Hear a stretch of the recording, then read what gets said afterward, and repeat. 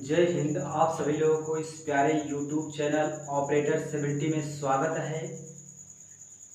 आज हम 9.1 के सवाल नंबर कितने तक देख चुके थे। इसमें हम सवाल नंबर 5 तक देख चुके थे। आज हम सवाल नंबर 6 देखेंगे। देखिए, इसमें सवाल ध्यान से समझना है। सवाल में कुछ है भी नहीं, सिर्फ थोड़ा सा समझना है, थोड़ा लॉजिक समझना है इसमें क्या दिया गया है। चलिए हम सवाल नंबर 6 शुरू करते हैं। लेकिन इससे पहले आप लोगों से रिक्वेस्ट करेंगे, यदि आप लोगों ने 8वां चैप्टर यानी त्रिकोणमिति का परिचय नहीं देखा तो आप उसको जरूर जाके देखिए। अगर वो देखे रहेंगे तो आपको बहुत ही आसानी होगी ये चैप्टर पढ़ने में। हम आपको यही रिक्वेस्ट करेंगे, यही सलाह देंगे कि आप उसको पहले जाके जरूर देख लीजिएगा। डिस्क्रिप्शन में हम इसको दे देंगे, ठीक है ना। आप जाके उसको जरूर चेक कीजिए, जरूर देखिए। उसको देखेंगे तो ये पूरी प्रश्नावली आसानी से समझ में आ जाएगी। उसमें साइन कॉस टेन काट ये सब थोड़ा सा समझ में आएगा, तब ये पूरी तरह से आ जाएगी। चलिए हम 6वीं सवाल शुरू करते हैं। स्टार्ट। 6वीं सवाल हम स्टार्ट करते हैं। देखो 6वीं सवाल इसमें क्या दिया गया है, सवाल को समझो, सवाल को जानो। इसमें दिया गया है 1.5 मीटर एक लंबा लड़का। 1.5 मीटर एक लंबा लड़का है। 1.5 मीटर एक लंबा लड़का, एक लड़का 30 मीटर ऊंचे भवन, 30 मीटर ऊंचे के भवन से कुछ दूरी पर खड़ा है। देखो, एक भवन है, मान लीजिए। पहले ये देखो कितना मीटर लंबा लड़का है, 1.5 मीटर मान लीजिए ये लंबा लड़का है। यहाँ से यहाँ तक मान लीजिए 1.5 मीटर क्या है, एक लंबा लड़का है। और लड़का 30 मीटर ऊंचे भवन से कुछ दूर पर खड़ा है। मान लीजिए यहाँ पे एक भवन है, यहाँ पे मान लीजिए कितना कितना लंबा है, 30 मीटर लंबा। कितना, जितना कह रहा है उसको वैसे लिखते चले जाओ बस। कितने मीटर, 30 मीटर एक भवन है। और यहाँ पे क्या है, एक लंबा लड़का खड़ा है। लंबा लड़का खड़ा है, खड़ा है, लंबा लड़का खड़ा है। जब वह ऊंचे भवन की ओर जाता है, ये यहाँ से जा रहा है भैया, जा रहा है धीरे धीरे उस तरफ। क्या कर रहा है कि एक यहाँ पे भवन है और यहाँ पे लड़का खड़ा है, ये धीरे धीरे इस तरफ जा रहा है, ऐसे इस तरफ जा रहा है और जाता है। तब उसकी आंख से भवन के शिखर का, तब उसकी आंख से भवन के शिखर का उन्नयन कोण जो है वो 30 डिग्री से 60 हो जाता है। उन्नयन कोण 30 डिग्री से 60 डिग्री हो जाता है। तो बताइए कि भवन की दूरी वह कितना चल कर गया। यानी यहाँ से जब था, यहाँ से जब देख रहा था, यहाँ से ये, यहाँ इसका आँख कहाँ होगा, ये यहाँ पे होगा। यहाँ से जब देख रहा था, यहाँ से जब देख रहा था, तो इसका जो कोण बन रहा था वो कितना बन रहा था, वो 30 बन रहा था। लेकिन ये यहाँ से चल रहा है, अब ये पैरों से अपने यहाँ से चल रहा है। मान लीजिए यही कहीं आया होगा, मान लीजिए यहाँ तक पहुँचा होगा। देखो इसको मिला देते हैं। ये क्या है, लड़का है। लड़का आएगा, लड़का आएगा, लड़का आएगा, तो उसकी आंख भी तो इसके साथ चलेगी। देखो ऐसे लंबा लड़का है, ऐसे ऐसे जाएगा तो उसका पैर भी नीचे चलेगा और वो ऐसे, उसकी आंख ऐसे चलेगी। यानी ये आंख है, आंख ऐसे जा रही है और ये लड़का ऐसे जा रहा है। यानी ये इसका पैर है और ये इसका आंख है। आंख से यहाँ पे एक बार देखा तो यहाँ पे कितना बना, 30 डिग्री बना। लेकिन मान लीजिए ये यहाँ पहुँच गया, यहाँ पहुँच गया, ये लड़का यहाँ पहुँच गया, यहाँ पहुँचा तो कितना बन रहा है, यहाँ पहुँच गया। तो ये जो आंखों से यहाँ पे देखता है, भवन को देखता है, यहाँ से आंख से भवनवा को जब यहाँ देख रहा है तो यहाँ जो कोणवा बन रहा है ये 60 डिग्री कोण बन रहा है। कितना बन रहा है, यहाँ पे 60 डिग्री कोण बन रहा है। देखो देखो, पहले यहाँ था, यहाँ जब देख रहा था यहाँ तक तब 30 बन रहा था। लेकिन कुछ दूरी यहाँ पे चला यहाँ तक आया तो यहाँ पे कितना बन रहा है, 60 बन रहा है, 60 बन रहा है। तो बताना है कि यहाँ से यहाँ तक जब चला तो वो कितनी दूरी चला। मान लीजिए यहाँ से वहाँ तक गया तो यहाँ तो शुरू से जब चल रहा था तो 30 था, 30 डिग्री कोण बन रहा था उसकी आंखों से। लेकिन कुछ दूरिया जब चलने गया तो फिर उसके बाद देखा 60 डिग्री बन रहा है कोण, तो 60 डिग्री बन रहा है। तो बताना है कि वहाँ से जब चला और यहाँ तक आया तो कितना दूरी चला, ये हमें दूरी निकालनी है। मान लेते हैं x। क्या मान लेंगे, दूरी x मान लेंगे। देखो ये रेखा जो है, ये रेखा जो है वो ये रेखा दोनों सेम है कि नहीं। पहले इसको नाम दे देते हैं, A B C D E F, A B C D E F नाम दे दिया गया। देखो ये जो रेखा होगी, ये जो रेखा होगी एफ और इसको जी दे देते हैं। देखो जो रेखा ये होगी वही रेखा ये होगी, यानी ये दोनों रेखाएं क्या एक दूसरे के समांतर हैं। या आप लिख सकते हैं डी जी बराबर ये बी सी। नहीं लिखना चाहो लिखो या न लिखना चाहो ना भी लिखो, हम सीधा त्रिभुज की बात करते हैं। देखो हम त्रिभुज, पहले ये देखो ये यहाँ से यहाँ तक था पूरा, लेकिन इतना बड़ा तो लंबा लड़का ही हो गया है ना, तब भवन की ऊंचाई देखेंगे भैया, यहाँ से यहाँ तक की भवन की ऊंचाई बचेगी, यानी इतना घटाएंगे, यानी 30 में से कितना घटाएंगे, 1.5 मीटर जब घटाएंगे तो ये कितना बचेगा, कितना बचेगा 10 में 5 जाएगा 5, यहाँ 28.5 बचेगा। कितना बचेगा, ये पूरा तो 30 था, ये यहाँ से यहाँ तक पूरा तो 30 था, लेकिन यहाँ से यहाँ तक जो बचा वो 28.5 बचा, यहाँ से यहाँ तक जो बचा वो 28.5 बचा। अब देखो हमें जो निकालना है वही देखेंगे। पहले देखो एक त्रिभुज ये बन रहा है और एक त्रिभुज ये बन रहा है, दो त्रिभुज बन रहे हैं। देखो एक त्रिभुज ये बन रहा है पूरा, एक त्रिभुज ये पूरा बन रहा है और एक त्रिभुज ये इतना बन रहा है। तब इतना हम x माने हैं, इतना क्या माने हैं x माने हैं, और यहाँ से यहाँ तक मान लेते हैं कि y है। कितना है y, तो ये पूरा कितना हो जाएगा, पूरा कितना हो जाएगा, यहाँ से यहाँ तक तो x माने हैं, यहाँ से यहाँ तक x माने हैं, और यहाँ से यहाँ तक y माने हैं।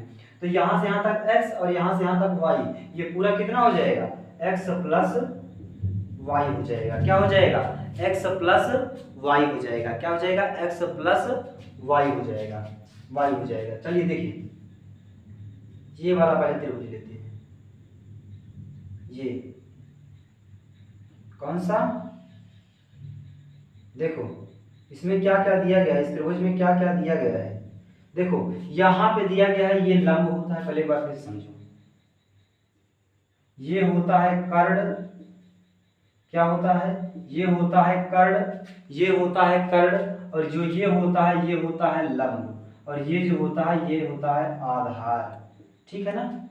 देखो ये कर्ण से कोई मतलब नहीं है, और ये लंब है, और ये क्या है यहाँ से यहाँ तक, यही त्रिभुज ले रहे हैं, आधार है।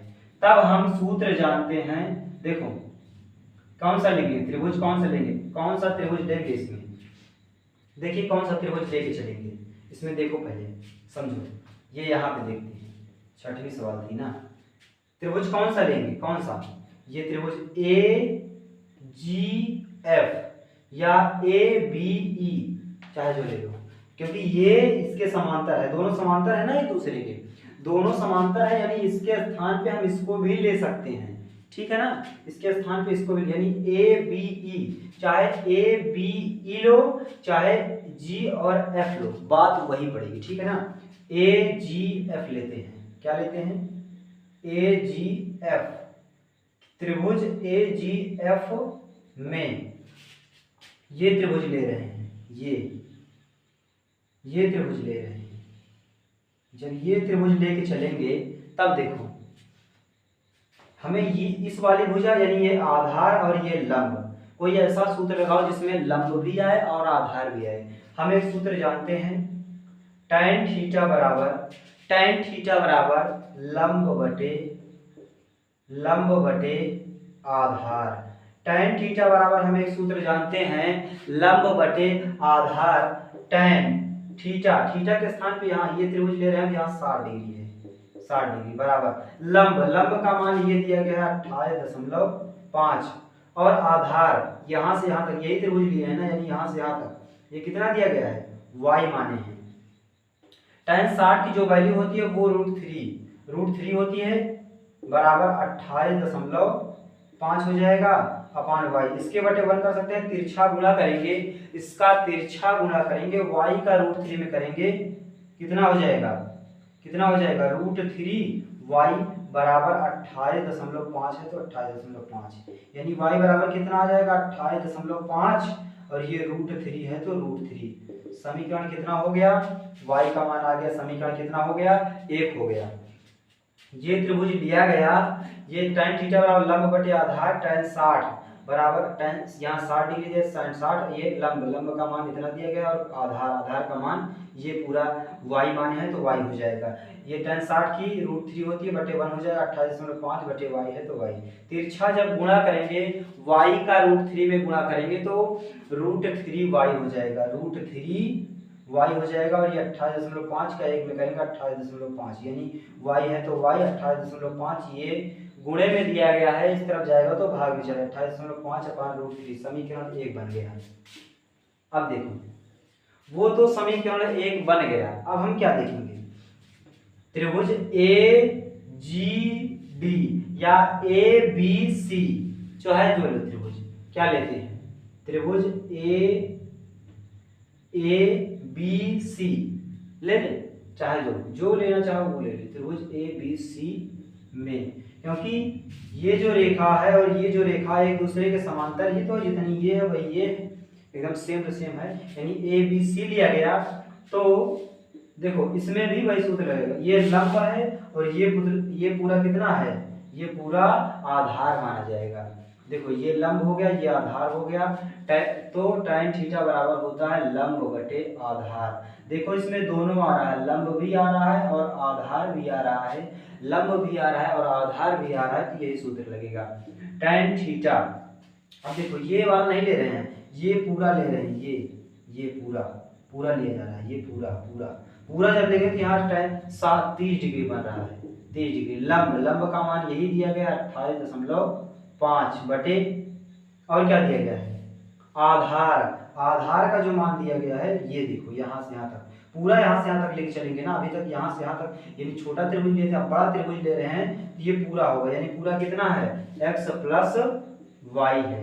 tan 30 का जो मान होता है वो √1/√3 होता है, कितना होता है 1/√3 होता है, 1/√3 हो जाएगा, ये 28.5 है तो 28.5 अपान x प्लस y हो जाएगा। देखो तिरछा गुणा करो, देखो 1 का x प्लस y में गुणा करोगे, अगर कोई भी संख्या 1 से गुणा होगा तो वही संख्या आएगी, x y से गुणा करोगे तो ये x प्लस y हो जाएगा। 28 का √3 में करोगे, 28.5 का √3 में करोगे तो ये 28.5 और √3 है तो √3 हो जाएगा। देखो अब देखो समीकरण 1 से देखो y का मान इसमें दिया गया है ना, तो इसमें रखते हैं, क्या लिखेंगे, समीकरण 1 से y का मान